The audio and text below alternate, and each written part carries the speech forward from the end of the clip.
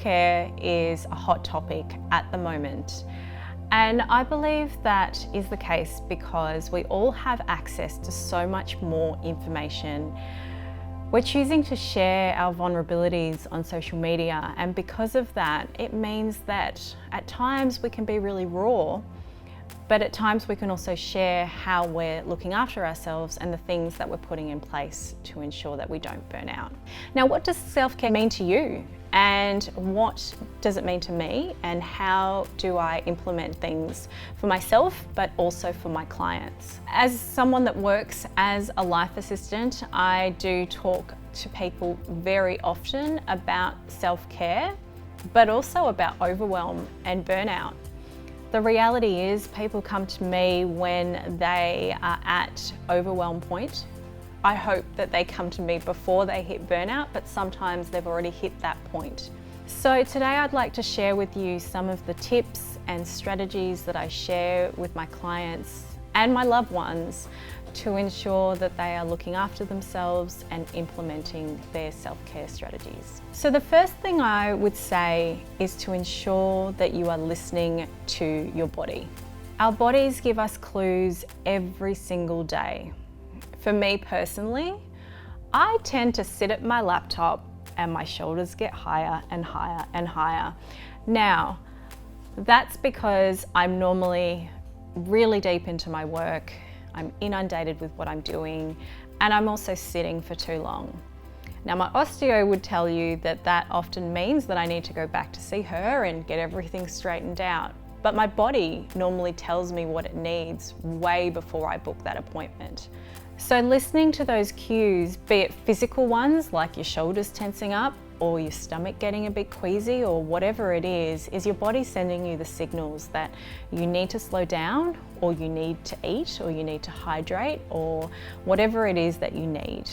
So make sure you're tuning in to those messages and putting things in place to ensure that you're looking after your body. Are you taking the opportunity to talk things out with your community? You know, I'm a big believer in ensuring that you have some really good people in your circle, but making sure that you utilise them and communicate with them when you need to. So that could be talking things out, voicing out your stresses and your concerns, just verbalising some of those irrational things that are bouncing around in your head and saying them out loud to help you identify if they're actually things you need to be worrying about or things that you could hopefully just push out of your mind. But communicating with your community isn't necessarily only about the bad things.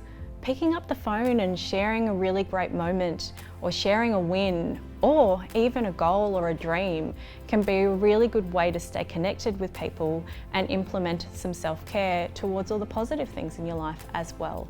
A key thing around that is also to ensure that you are really conscious of what you're grateful for. Verbalising the things that you're grateful for with people that you care about can be a really good way to put things in perspective and to help you change your mindset if you are in a stressful situation. So when you are tapping into your community, making a point to broadening who you're speaking to and getting some variety on who you're sharing your thoughts with is a really good way of spreading things out and getting a different perspective on things. So sometimes you may have stresses and you may have a great group of girlfriends that you spend time with, but mixing it up with, you know, as someone from a different gender or a different stage of life or a different nationality can give you different scope on your thoughts and your ideas or your stresses. So who can you talk to today to share your thoughts with? Is it a friend? Is it a colleague? Is it just someone in your community that you can catch up with, have a chat on the couch, and just really do some self-care around communication? So I talked earlier about listening to your body and making a point to pick up on those signals that it's sending you.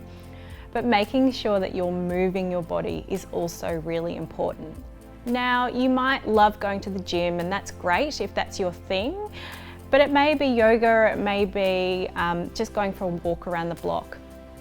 Making a point to at least give yourself 5-minute breaks here and there to really just get your body moving and get some oxygen to your lungs and your brain can really make a difference when it comes to your stress and to implementing some self-care. Now, movement doesn't need to be high intensity, and it doesn't need to be the same thing every day. So even sometimes getting up and stretching or moving your body in a completely different way can just help you look after yourself and help you listen to those cues that your body's sending you. So anyone that's ever traveled on a plane would have heard when the host says to put your oxygen mask on first before you help others with theirs. Now, the theory around that is that we can't help others if we haven't helped ourselves. If we can't breathe, we can't help others breathe. So how I'd like to word this when I'm talking to clients or friends, or even reminding myself to put these things in place, is reminding myself that when my cup is full and when I'm looking after myself, then I can give back to others. All of that overflow is what I can give to the people in my life. So what do you need to do to ensure your cup is full? It could be completely different for you as it is for me. There's things that I know that I need that help me feel full and content, where I can then give to others. Personally, a really good night's sleep is something I know that I need to fill my cup. I don't function if I don't have a certain amount of sleep. Spending time with good people is something that fills my cup, as it's those really positive connections and really genuine relationships that really make me feel valued. So what is it that you can do to make yourself feel full with all the good things, so then you have more to give to others? So I'm really conscious that I've been talking very clearly about self-care, but I'm not a mental health expert.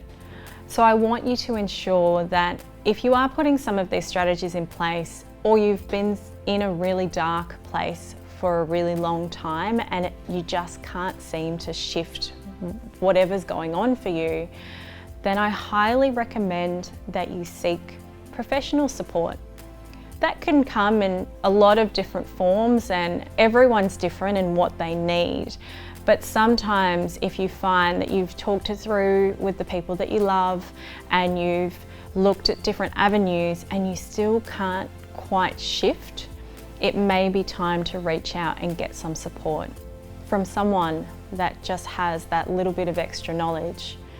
So I hope that you will do that, and I hope that you will take that time out and take that step in addition to the self-care tips that I've shared with you today. So I hope that you can take some of these tips on board and put self-care on the list of things that you plan to do. Hopefully, by implementing some of these tips and strategies, you can make some positive changes in including self-care in your everyday life.